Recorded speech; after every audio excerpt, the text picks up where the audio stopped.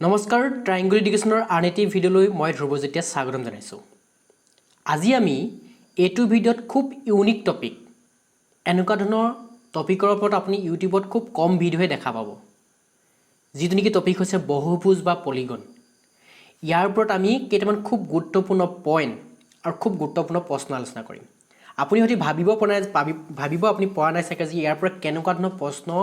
আছাম পুলিচৰ এক্সামতে হওক বা গ্ৰেড 3 এক্সামত আহিব। এটি থাম্বনেলত মই এটা প্ৰশ্ন আপোনালোকৰ বাবে ৰাখিছোঁৱেই যে ইয়াত কেনেকুৱা ধৰণৰ প্ৰশ্ন আলোচনা কৰিম, তাৰ এটা মই হিণ্ট দি ৰাখিছোঁ। কেনেকৈ ৰাখি থৈছোঁ যে কেতিয়াবা আপুনি ভাবি চাইছেনে পঞ্চভুজৰ কৰ্ণৰ সংখ্যা কিমান? আমিতো সকলোৱে জানো যে এটা চতুৰ্ভুজৰ কৰ্ণৰ সংখ্যা কিমান থাকে, দুডাল থাকে, আমি সকলোৱে জানো। পঞ্চভুজ মানে যিটো বহুভুজৰ পাঁচডাল বাহু আছে, তেনেকুৱা বহুভুজৰ কেইডাল কৰ্ণ থাকিব আপোনালোকে কেতিয়াবা ভাবি চাইছেনে? পঞ্চভুজ মানে যিটো নেকি পেণ্টাগন কয়, মই ইংলিছ মাধ্যমসকলৰ কথা কাৰণে মই কৈ দিছোঁ, যিসকল ইংলিছ মাধ্যমৰ আমাৰ হয়, যিটো নেকি পেণ্টাগনৰ কেইডাল ডায়েগনেলছ আছে আপুনি কেতিয়াবা ভাবি চাইছেনে? গতিকে পঞ্চভুজৰ হওক, ষষ্ঠভুজ বা অষ্টমভুজ বা সপ্তমভুজ এনেকুৱা ধৰণৰ আমাৰ যিবোৰ বহুভুজ আছে, সেইবোৰৰ ডায়েগনেলছৰ সংখ্যা কিমান হ'ব বা কৰ্ণৰ সংখ্যা কিমান হ'ব, সেইবোৰ নিৰ্ণয় কৰিবলৈ আজি আমি এইটো ভিডিঅ'ত আজি শিকিম। এইটো খুব ইউনিক টপিক, মই প্ৰথমতেই কৈ লৈছোঁ আপোনালোকক, কাৰণ ইয়াৰ ওপৰত বিশেষ ইউটিউবত ভিডিঅ' বিচাৰি নাপাব মোৰ মতে। আৰু মই এই টপিকটো এনেকুৱা নহয় যে মই কোনোবা কম্পিটিটিভৰ বুক এখন উঠাই লৈছোঁ, মেথামেটিক্সৰ বুক এখন উঠাইছোঁ, তেনেকুৱা নহয়। মই ক্লাছ 8ৰ বুক এখন লৈ লৈছোঁ, তাত এই বহুভুজ বা পলিগনৰ চেপ্টাৰটো দেখা পালোঁ। মই যেতিয়া চালোঁ তাত খুব গুৰুত্বপূৰ্ণ পইণ্ট কেইটামান আছে, যিকেইটা নেকি আপুনি যদি এই ভিডিঅ'টো শেষলৈকে চাই আপুনি অনুমান কৰিব পাৰিব যে এই ভিডিঅ'টো কিমান মূল্যৱান হ'ব। কাৰণ ইয়াত মই যিকেইটা পইণ্টৰ কথা ক'ম, খুব কম সময়ত বা বহুকেইটা পইণ্ট আপোনাক ডেলিভাৰ কৰিম। আৰু আশা কৰোঁ আপোনালোকৰ আগন্তুক পৰীক্ষাত এই ভিডিঅ'টোৱে যথেষ্ট ভূমিকা পালন কৰিব, কাৰণ ইয়াৰ পৰা এটা বা দুটা প্ৰশ্ন দেখা পোৱা খুবেই সম্ভাৱনা আছে। কাৰণ আমি জ্যামিতি আপোনালোকে নিশ্চয় আপুনি যদি চাই আজিকালি যিকোনো পেপাৰ এখন, যিহেতু আজিকালি কম্পিটিটিভ এক্সামবোৰো যথেষ্ট কম্পিটিশ্যন বাঢ়ি গ'ল, কাৰণ আজিকালি অনলাইন প্লেটফৰ্মটো আহি গ'ল, কাৰণ মানুহে অনলাইনৰ পৰা পঢ়ে। আগতে কিতাপ পঢ়িছিলে, কিন্তু আজিকালি অনলাইনত খুব সহজলভ্য হ'ল, কোচিং কৰে। গতিকে আজিকালি যিবোৰ কম্পিটিটিভ এক্সামৰ পেপাৰ আহে সেই পেপাৰবোৰতো এটা লেভেল আজিকালি মেইনটেইন কৰে। গতিকে আপুনি কিমান খৰচি মাৰি ক্লাছ 8ৰ বুক হওক, ক্লাছ 7ৰ বুক হওক বা ক্লাছ 9ৰ 10ৰ কিমান খৰচি মাৰি পঢ়িছে সেইটোৰ ওপৰত খুব ডিপেণ্ড কৰিব। গতিকে আপুনি নিশ্চয় যিকোনো পেপাৰ এখন উঠাই লওক, গ্ৰেড 3 হওক, আগৰ প্ৰিভিয়াছ ইয়েৰ যিকোনো পেপাৰ এখন উঠাই লওক, তাৰ জ্যামিতি প্ৰশ্নৰ এটা বা দুটা প্ৰশ্ন নিশ্চয় দেখা পোৱা যায়। গতিকে আমি এইটো ছিৰিজত, এইটো জ্যামিতিৰ প্ৰথমটো ভিডিঅ' হ'ব। ইয়াৰ পৰা জ্যামিতিৰ আমি অন্যান্য কিছুমান খুব গুৰুত্বপূৰ্ণ টপিক সেইবোৰৰ ওপৰত আলোচনা কৰিম। তাৰপিছত ক্ৰমান্বয়ে আমি মেনচুৰেশ্যন বা পৃষ্ঠকালি আয়তন, কালি উলিওৱা, এইবোৰ ক্ষেত্ৰত আমি যথেষ্ট আলোচনা কৰিম ইয়াৰ পৰৱৰ্তী ভিডিঅ'সমূহত। ঠিক আছে, গতিকে পলম নকৰোঁ, এই ভিডিঅ'টো আমি আৰম্ভ কৰোঁ আহক। আমি প্ৰথমতে পলিগন বা বহুভুজ মানেনো কি আৰু তাৰ কেইটামান খুব গুৰুত্বপূৰ্ণ প্ৰকাৰৰ বিষয়ে আলোচনা কৰি ল'ব বিচাৰিছোঁ। পলিগন বা বহুভুজ, বহু মানে বহুত বা বেছি, ভুজ মানে বাহু বা ইংলিছত ক'লে ছাইড। তাৰ মানে এনেকুৱা আগুৰাৰ ক্ষেত্ৰৰ কথা বুজাইছে যিটো নেকি ক্ষেত্ৰৰ ভুজৰ সংখ্যা বা বাহুৰ সংখ্যা বেছি বা বহুত। এতিয়া আমি বহুভুজৰ প্ৰকাৰৰ কথা যদি আলোচনা কৰোঁ, তেতিয়াহ'লে আমি ট্ৰায়েংগুল বা ত্ৰিভুজ, কোৱাড্ৰিলেটাৰেল বা চতুৰ্ভুজ, এই দুটাৰ লগত আমি ভালধৰণে চিনাকি, আমাৰ ভালধৰণে চিনাকি আছে যে ট্ৰায়েংগুল কোনটোক কয়? তিনিডাল বাহুৰে আগুৰা ক্ষেত্ৰক ত্ৰিভুজ বা ট্ৰায়েংগুল কয়। আকৌ আমি যদি কওঁ চতুৰ্ভুজ, চাৰিডাল বাহুৰে আগুৰা ক্ষেত্ৰক চতুৰ্ভুজ বা কোৱাড্ৰিলেটাৰেল বুলি কয়। এই কথা আমি সকলোৱে জানো। এতিয়া পাছৰকেইটা মই ইংলিছ মাধ্যমতে ৰাখিছোঁ, ইয়াত মই অসমীয়াত আপোনালোকক কৈ গৈছোঁ যে চতুৰ্ভুজৰ পাছত কোন আছে? পেণ্টাগন বা পঞ্চভুজ, যিটো নেকি বহুভুজৰ 5ডাল বাহু আছে। তাৰপিছত আছে হেক্সাগন মানে ষষ্ঠভুজ, যাৰ নেকি 6ডাল বাহু আছে। তাৰপিছত আছে হেপ্টাগন মানে সপ্তভুজ, যাৰ নেকি 7ডাল বাহু আছে। তাৰপিছত আছে অক্টাগন মানে অষ্টভুজৰ 8ডাল বাহু আছে। তাৰপৰা ননাগনৰ কেইডাল আছে? 9ডাল বাহু আছে। ডেকাগন যিটো কিন্তু দশভুজ, যাৰ নেকি বাহু সংখ্যা 10ডাল। ঠিক আছে, এইকেইটা মই এই পলিগনৰ যিকেইটা সচৰাচৰ আমি ব্যৱহাৰ কৰা যিকেইটা পলিগন, এই প্ৰথম 10টা, এই 10টা নহয় আচলতে, ট্ৰায়েংগুলৰ পৰা ষ্টাৰ্ট হৈছে, ডেকাগনলৈকে কেইটা হ'ব? ইয়াত 7টা হ'ব। এই 7টাৰ নামকেইটা আৰু বাহুৰ সংখ্যাটো আমি জানি ল'লোঁ। তাৰপিছত এতিয়া ইয়াৰ পৰৱৰ্তী পৰ্যায়ত আমি কি আলোচনা কৰিম জানেনে? মই প্ৰথমতে ভিডিঅ'টো আৰম্ভ কৰোঁতে কৈছোঁ যে আমি আলোচনা কৰিম কি? ডায়েগনেলছ বা কৰ্ণৰ বিষয়ে আলোচনা কৰিম। বা আমি কোণৰ সমষ্টিৰ বিষয়ে আলোচনা কৰিম যেনেকৈ আমি ট্ৰাইংগুলৰ 3টা কোণৰ সমষ্টি কিমান আমি 180 ডিগ্ৰী জানো চতুৰ্ভুজৰ 4টা কোণৰ সমষ্টি কিমান 360 ডিগ্ৰী জানো এই কথা আমি প্ৰায় জানো কাৰণ আমি ক্লাছ 8 আৰু 9 বা 10 আমি ইয়াৰ বিষয়ে খুব ভাল ধৰণে পাই আহিছোঁ কিন্তু আমাক যদি সুধি যায় যে পঞ্চভুজৰ বা ষষ্ঠভুজৰ কৰ্ণৰ সংখ্যা কিমান আমি সেই কথাটো কিন্তু সহজতে ক'ব নোৱাৰিম যদি এক্সামত আহি যায় আমি কেনেকৈ উলিয়াম বা আমাক যদি সুধে যে পঞ্চভুজৰ বা ষষ্ঠভুজৰ হওক ইহঁতৰ কোণবোৰৰ সমষ্টি কিমান যেনেকৈ ট্ৰাইংগুলৰ 3টা কোণৰ সমষ্টি 180 ডিগ্ৰী ক'ব পাৰিছোঁ কিন্তু ষষ্ঠভুজ বা পঞ্চভুজৰ আমি গোটেই তাত থকা এংগুল কেইটা বা কোণ কেইটাৰ সমষ্টিৰ বিষয়ে আমি জানোনে নিশ্চয় আমি নাজানো বা কেনেদৰে উলিয়াব লাগে আমি নাজানো গতিকে এই পৰৱৰ্তী আমি পিছৰ স্লাইড কেইখনত ইয়াৰ বিষয়ে আলোচনা কৰিম গতিকে আমি চাওঁ আহক এতিয়া আমি চাওঁ আহক পইণ্ট নম্বৰ 1 কৈছে কি in a polygon with n sides the number of diagonals is always equal to n into n minus 3 divided by 2 তাৰ মানে যদি এটা পলিগনৰ নাম্বাৰ অফ সাইড যদি n হয় তেন্তে তাৰ ডায়াগনেলছৰ সংখ্যা হ'ব n into n minus 3 divided by 2 যদি মই অসমীয়াত ক'ব বিচাৰোঁ তেতিয়া হ'ব কি n বাহু থকা বহুভুজত কোণৰ সংখ্যা সদায় n into n minus 3 divided by 2 সমান বুলি কৈছে তাৰ মানে যদি এটা বহুভুজৰ বাহুৰ সংখ্যা বা সাইডৰ সংখ্যা যদি n হয় তেন্তে সেই বহুভুজটোত থকা কোণৰ সংখ্যা বা ডায়াগনেলছৰ সংখ্যা কোনে দিব বুলি কৈছে এই ফৰ্মুলা দিব n into n minus 3 divided by 2 এই ফৰ্মুলাটো আপোনালোকে মনত ৰাখি থ'ব বা নোট কৰি ল'ব এতিয়া এই ফৰ্মুলাটো সত্যাপন কৰিবলৈ মই চতুৰ্ভুজৰ ক্ষেত্ৰত আৰু ট্ৰাইংগুল তাৰমানে ত্ৰিভুজৰ ক্ষেত্ৰত মই কি ক'ব বিচাৰিছোঁ চেক কৰি চাব বিচাৰিছোঁ এতিয়া প্ৰথমতে আমি চতুৰ্ভুজটো কৰি ল'ব বিচাৰিছোঁ আমি সকলোৱে জানো যে চতুৰ্ভুজৰ ডায়াগনেল বা কোণৰ সংখ্যা কেইডাল দুডাল হয় এতিয়া দুডাল আহে না আমি চাওঁচোন এতিয়া প্ৰথম কথা হ'ল কি n মানে কি হ'ব চতুৰ্ভুজৰ ক্ষেত্ৰত যে চতুৰ্ভুজৰ বাহুৰ সংখ্যা কিমান চতুৰ্ভুজৰ বাহুৰ সংখ্যা 4ডাল গতিকে n ৰ জেগাত 4 গতিকে 4 minus 4 into 4 minus 3 divided by 2 এই 2টোৱে মই 4 কাটি দিওঁ দুবাৰ যাব ঠিক আছে 2 থাকি গ'ল এই 2টো থাকি গ'ল 4 পৰা 3 গ'লে কি থাকিব 1 থাকিব গতিকে 2 into 1 তাৰমানে 2 হ'ল গতিকে চতুৰ্ভুজৰ বা কোৱাড্ৰিলেটাৰেলৰ কোণৰ সংখ্যা কিমান পালোগে 2 পালোঁ সঁচাকৈ হয়ো দুডালেই হয় আৰু আমি ত্ৰিভুজৰ ক্ষেত্ৰত চেক কৰিব বিচাৰিছোঁ মই আৰু ত্ৰিভুজৰ ক্ষেত্ৰত আমি সকলোৱে জানো যে ত্ৰিভুজৰ বা ট্ৰাইংগুলৰ কেতিয়াও কোণ পোৱা নাযায় তথাপি আমি ফৰ্মুলাৰ দ্বাৰা কি কৰি চাব পাৰোঁ সত্যাপন কৰি চাব বিচাৰিছোঁ মই এতিয়া ইয়াৰ ত্ৰিভুজৰ ক্ষেত্ৰত n ৰ জেগাত কি হ'ব n ইকুৱেল টু কি হ'ব 3 হ'ব কাৰণ ত্ৰিভুজৰ বাহুৰ সংখ্যা কিমান বা সাইডৰ সংখ্যা কিমান 3 গতিকে ফৰ্মুলাত পুট কৰি দিওঁ 3 into 3 minus 3 divided by 2 এতিয়া চাব 3 পৰা 3 গ'লে কিমান থাকিব 0 থাকিব গতিকে তাৰমানে কি হ'ব 3 পূৰণ 0 থাকিব ডিভাইডেড বাই 2 তাৰমানে আল্টিমেটলি ৰিজাল্টটো আহিব 0 গতিকে ত্ৰিভুজৰ কোণৰ সংখ্যা কিমান বা ডায়াগনেলছৰ সংখ্যা কিমান 0 যিটো নেকি সঁচা হয় ঠিক আছে আশা কৰিছোঁ আপোনালোকে বুজি পাইছে এই পইণ্টটো আৰু ইয়াৰ ওপৰত এতিয়া কথা হ'ল কি চতুৰ্ভুজৰে হওক বা ত্ৰিভুজৰে হওক আমি কোণৰ সংখ্যা আমি অলৰেডি জানো যে ত্ৰিভুজৰ কোণৰ সংখ্যা নাথাকে চতুৰ্ভুজৰ দুডাল থাকে কিন্তু আমাক যদি কৈ দিয়ে পঞ্চভুজৰ উলিয়াব লাগে ষষ্ঠভুজৰ উলিয়াব লাগে গতিকে তাৰ ওপৰত আমি কেনেদৰে উলিয়াম এই ফৰ্মুলাটো ব্যৱহাৰ কৰি তাৰ ওপৰত কেইটামান মই প্ৰশ্ন বনাই ৰাখিছোঁ অলৰেডি তাত লিখি ৰাখিছোঁ গতিকে প্ৰশ্নকেইটা আমি আলোচনা কৰোঁ আহোঁ এতিয়া আমি প্ৰথম প্ৰশ্নটো চাওঁ আহোঁ প্ৰথম প্ৰশ্নটো কৈছে কি the number of diagonals in a octagon is তাৰ মানে এটা অষ্টভুজত থকা কোণৰ সংখ্যা কিমান আমি নিৰ্ণয় কৰিব লাগে এতিয়া এটা পঞ্চভুজত থকা কোণৰ সংখ্যা কিমান আপোনালোকৰ বাবে হোমৱৰ্ক ৰাখিছোঁ আপোনালোকে সমাধান কৰি তাৰ উত্তৰটো কমেণ্ট বক্সত জনাব নাপাহৰিব এতিয়া আমি নিৰ্ণয় কৰিম অষ্টভুজত থকা কোণৰ সংখ্যা কিমান অষ্টভুজ বা অক্টাগন মানে কি যে যাৰ নেকি বাহুৰ সংখ্যা কিমান হ'ব n ৰ জেগাত কি হ'ব 8 হ'ব এতিয়া আমি কৰ্ণক কি বুলি কয় ইংলিছত ডায়াগনেলছ বুলি কয় গতিকে ডায়াগনেল উলিওৱা ডায়াগনেলটোক মই d দ্বাৰা বুজাইছোঁ যে ডায়াগনেল উলিওৱা ফৰ্মুলাটো কি যে n into n minus 3 divided by 2 গতিকে n ৰ জেগাত কি পুট কৰি দিম আমি n ৰ জেগাত পুট কৰি দিম 8 আৰু 8 minus 3 divided by 2 so এই 2টোৱে 8ক কিমান যাব 4 বাৰ যাব গতিকে 4 থাকি গ'ল 4 পূৰণ 8ৰ পৰা 3 গ'লে 5 নহয়নে এতিয়া 4 5 গুণ কিমান 20 গতিকে অক্টাগন বা অষ্টভুজত থকা কোণৰ সংখ্যা কিমান হ'ব 20ডাল ঠিক আছে নেক্সট প্ৰশ্নটো চাব তাৰপিছত আমি নেক্সট প্ৰশ্নটো চাওঁ আহক কৈছে কি the number of diagonals in a decagon is তাৰ মানে এটা দশভুজত থকা কৰ্ণৰ সংখ্যা কিমান আমি নিৰ্ণয় কৰিব লাগে দশভুজ বা ডেকাগণ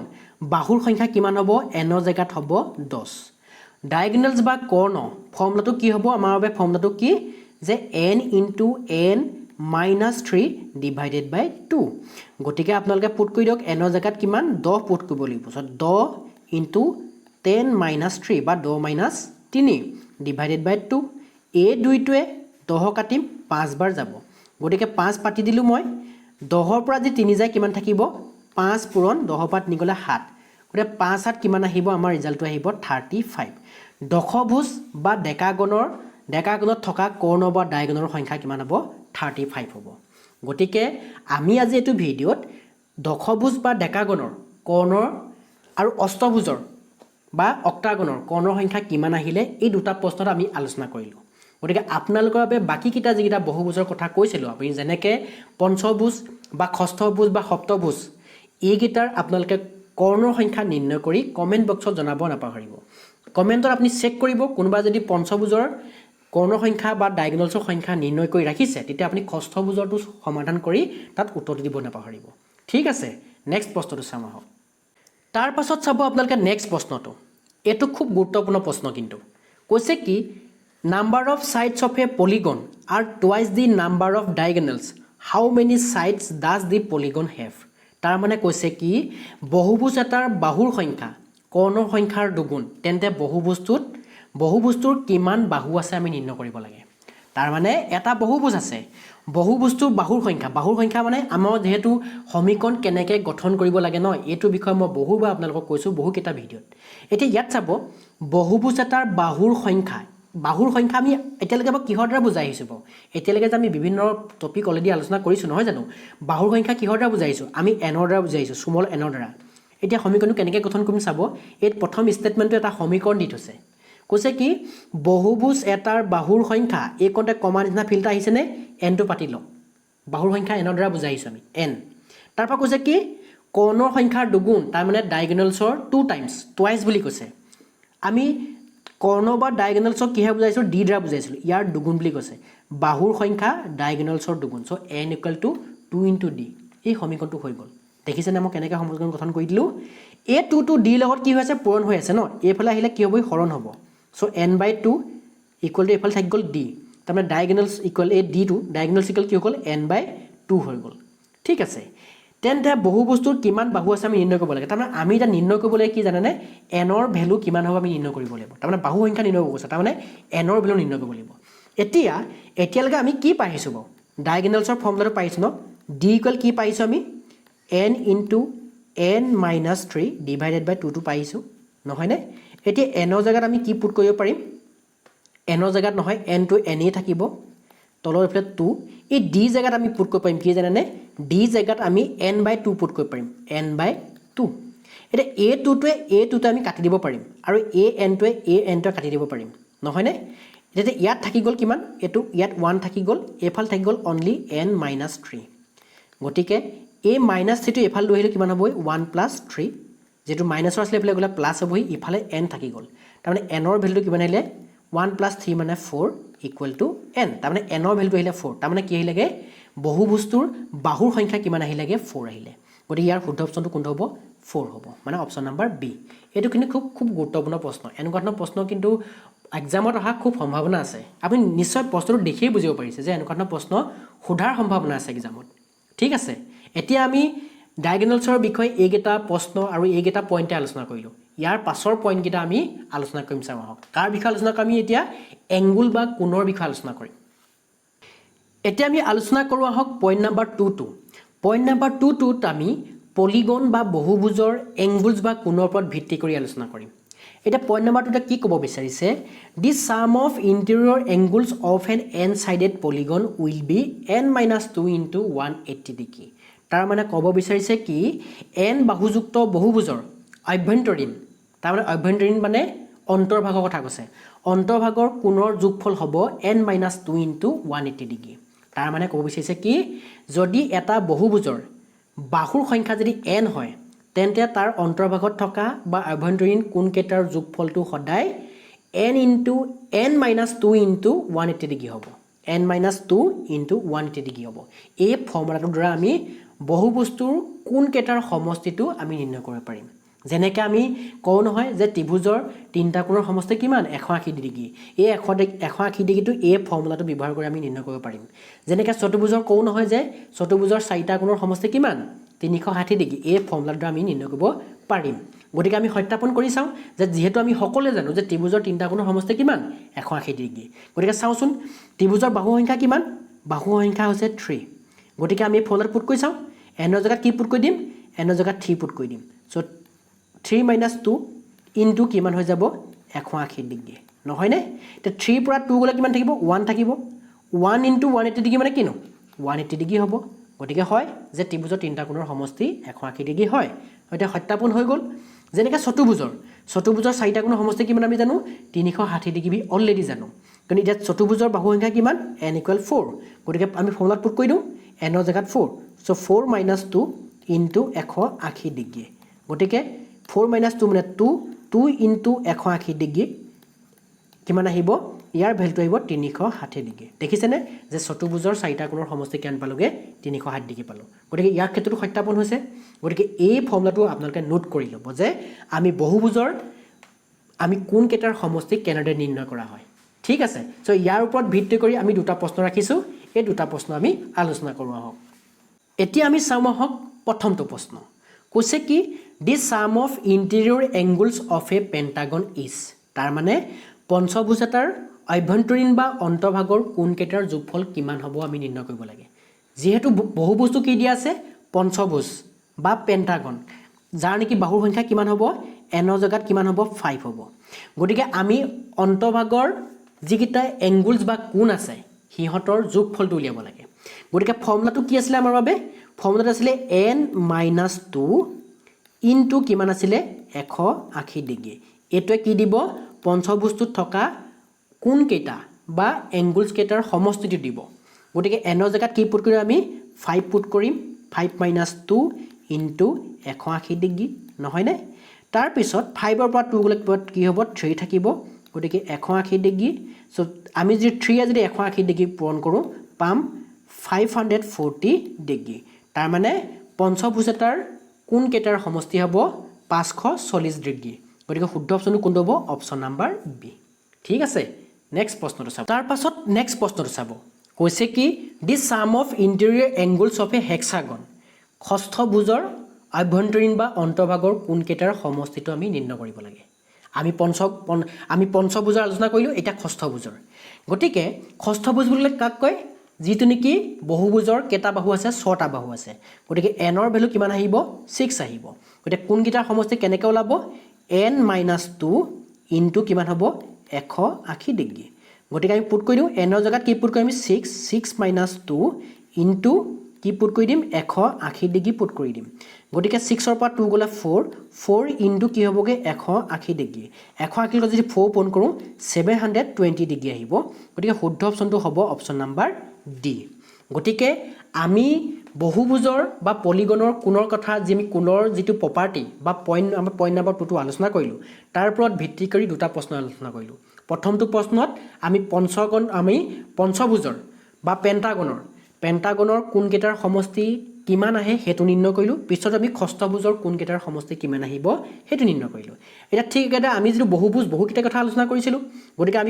আমি ত্ৰিভুজৰ জানো চতুৰ্ভুজৰ জানো পঞ্চভুজৰ উলিয়াই দেখালোৱে ষষ্ঠভুজৰ উলিয়াই দেখালোৱে বাকি যিকেইটা থাকি গ'ল সপ্তভুজ থাকি গ'ল অষ্টমভুজ থাকি গ'ল বা আমাৰ ডেকাগন বা দশভুজ থাকি গ'ল এইকেইটাৰ আপোনাৰ এংগুল কেইটাৰ সমষ্টি কিমান আহিব তাৰ মানে কোন কেইটাৰ সমষ্টি কিমান আহিব আপোনালোকৰ বাবে হোমৱৰ্ক ৰাখিছো আৰু আপোনালোকে সমাধান কৰি আমাৰ কমেন্ট বক্সত জনাব নাপাহৰিব ঠিক আছে ইয়াৰ পাছত এটাই পইণ্ট আছে পইণ্টটো কি সুষম বহুভুজ বা ৰেগুলাৰ পলিগন কি তাৰ ওপৰত আমি খুব কম সময়ত এটা পইণ্ট দিম যেটো নেকি খুব ইম্পৰ্টেণ্ট হ'ব গতিকে হেতু পইণ্ট চাওঁ আহক এতিয়া আমি আলোচনা কৰিব লৈছো ৰেগুলাৰ পলিগন বা সুষম বহুভুজৰ ওপৰত ইয়াৰ পৰা কিন্তু এটা দুটা প্ৰশ্ন এক্সামত হোৱা দেখা পোৱা যায় ৰেগুলাৰ পলিগন বা সুষম বহুভুজ মানেনো কি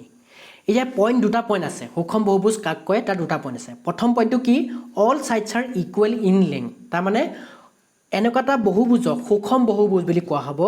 যাৰ সকলো বাহুৰ দৈৰ্ঘ্য সমান মানে বাহু কেইটাৰ দৈৰ্ঘ্য সমান হ'ব লাগিব নেক্সট কৈছে কি all interior angles are equal measures, তাৰমানে সকলো আভ্যন্তৰীণ কোণৰ মাপ সমান হ'ব লাগিব। এতিয়া মই দুইটা পইণ্ট মিলাই পেলাই কৈ দিছোঁ কি সুষম বহুভুজ কাক কয়, যিটো বহুভুজৰ বাহুকেইটা সমান, বাহুকেইটাৰ দৈৰ্ঘ্য সমান হ'ব লাগিব আৰু তাত থকা কোণকেইটাৰ মাপ যদি সমান হয় তেন্তে তেনেকুৱা ধৰণৰ বহুভুজক সুষম বহুভুজ বুলি কোৱা হয়। যেনেকৈ আমি এক্সাম্পল হিচাপে ৰাখিছোঁ ইকুইলেটাৰেল ট্ৰাইংগল, যেনে নেকি সমবাহু ত্ৰিভুজ, আৰু স্কুৱেৰ বা বৰ্গ, আমি বৰ্গ ৰাখিছোঁ। কিয়নো ইহঁতি কিয় হয় মই এই কথাটো আলোচনা কৰি দিছোঁ। আমি সমবাহু ত্ৰিভুজ বুলি কি বুজি পাওঁ, যিটো ত্ৰিভুজৰ তিনিডাল বাহুৱে সমান, তাৰমানে এডাল বাহু দৈৰ্ঘ্য যিমান, এডাল বাহু দৈৰ্ঘ্য যিমান, এডাল বাহু দৈৰ্ঘ্য যিমান সমান, এইকেইটাৰ দৈৰ্ঘ্য সমান। আৰু কোনকেইটাৰ মাপো কি হয়, সমবাহু ত্ৰিভুজৰ কোনকেইটাৰ মাপো সমান হয়। কাৰণ সমবাহু ত্ৰিভুজৰ এইটো প্ৰশ্নও কেতিয়াবা সুধিব পাৰে, সমবাহু ত্ৰিভুজৰ কোণৰ মাপ কিমান, প্ৰতিটো কোণৰ মাপ 60 ডিগ্ৰী কোৱা হয়। এইটো 60 ডিগ্ৰী, এইটো 60 ডিগ্ৰী, এইটো 60 ডিগ্ৰী, গতিকে 60 তিনিটা 60 যোগ কৰিলে কিমান হ'ব, 180 ডিগ্ৰী হ'ব। গতিকে সমবাহু ত্ৰিভুজ বা ইকুইলেটাৰেল ট্ৰাইংগল এটা কি হয়, সুষম বহুভুজ হয়। ঠিক একেদৰে আমি বৰ্গ বা স্কুৱেৰৰ কথা ক'ব পাৰোঁ, কাৰণ বৰ্গৰ কি হয়, চাৰিডাল বাহুৱে সমান বুলি আমি সকলোৱে জানো, আৰু ইয়াৰ চাৰিটা কোণেৰ সমান, আৰু ইয়াৰ কোণকেইটাৰ মাপ কিমান জানেনে, প্ৰতিটো কোণৰ মাপ কিমান হয় জানেনে, 90 ডিগ্ৰীকৈ হয়। প্ৰতিটো কোণৰ মাপ 90 ডিগ্ৰী, এইটো 90 ডিগ্ৰী, এইটো 90 ডিগ্ৰী, এইটো 90 ডিগ্ৰী, এইটো 90 ডিগ্ৰী, চাৰিটা 90 ডিগ্ৰী যোগ কৰি কিমান হ'ব, 360 ডিগ্ৰী হ'ব। গতিকে বৰ্গও এটা কি হয়, সুষম বহুভুজ হয়। কিন্তু আয়তটো কিন্তু কি নহয়, সুষম বহুভুজ নহয়, কাৰণ ইহঁতৰ বিপৰীত বাহুবোৰহে সমান। এডাল বাহুৰ লগত এডাল বাহু সমান, এডাল বাহুৰ লগত এডাল বাহুৱে সমান, চাৰিডাল বাহুৱে সমান নহয়, গতিকে আয়তটো সুষম বহুভুজ হ'ব নোৱাৰিব। ঠিক আছে, গতিকে সুষম বহুভুজৰ ক্ষেত্ৰত মই এইকেইটা পইণ্টে আলোচনা কৰিলোঁ। কেতিয়াবা এক্সামত সুধিব পাৰে তলৰ কোনটো সুষম বহুভুজ হয়, আপোনাক সুধিব পাৰে। তাত 4টা অপশ্যন দিয়া থাকিব, তাত হয়তো সমবাহু ত্ৰিভুজৰ কথা থাকিব পাৰে এটা অপশ্যন, কাৰেক্ট অপশ্যনটো, বা কেতিয়াবা বৰ্গ দিয়া থাকিব পাৰে। গতিকে তেনেকুৱা ধৰণৰ প্ৰশ্ন এক্সামত সোধাৰ সম্ভাৱনা আছে। ঠিক আছে, গতিকে আজি আমিতো ভিডিঅ'ত পলিগনৰ খুব 3টা পইণ্ট, খুব ইম্পৰ্টেণ্ট পইণ্ট আলোচনা কৰিলোঁ, যে পলিগনৰ বাহুৰ সংখ্যা কেনেদৰে কৰ্ণৰ সংখ্যা কেনেদৰে নিৰ্ণয় কৰা হয়। তাৰপিছত শিকিলোঁ এংগুল, মানে ছাম অফ দি এংগুলছ, তাৰমানে